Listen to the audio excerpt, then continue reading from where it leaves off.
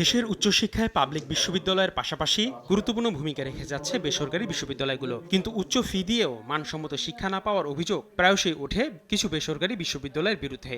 এর সমাধানে প্রধানমন্ত্রী তারেক রহমান উদ্বেগ প্রকাশ করেছেন বলে জানান শিক্ষামন্ত্রী এহসানুল হক মিলন। বাংলাদেশ হবে। মঙ্গলবার রাজধানীর বনানীতে বেসরকারি বিশ্ববিদ্যালয়ের আধুনিকায়নের বিষয়ে এক আলোচনা অনুষ্ঠানে কথা বলেন শিক্ষামন্ত্রী। তিনি বলেন, বাংলাদেশকে বিশ্বমানের উচ্চশিক্ষার কেন্দ্র হিসেবে গড়ে তুলতে চায় সরকার। মালয়েশিয়া তো আপনার চোখের সামনে কিভাবে ডেভেলপ করলো, তা আমরা কেন পারবো না? তাদের যে রিসোর্সফুল কান্ট্রি তো আমরাই তো করবো, এবং এই সেক্টরটা দিয়েই তো আমরা সবচেয়ে বেশি আর্নিং করতে পারি। আমাদের ফরেন কারেন্সিতে এই সেক্টরে সবচেয়ে বেশি আসতে পারে। আজকের এই মডার্নাইজেশনের সময় আমরা কিভাবে এগোবো, এটার জন্য তো ওই যে আমার একটা শব্দ আছে না, নকল। আমি নকল করব তাদের যারা ভালো করেছে।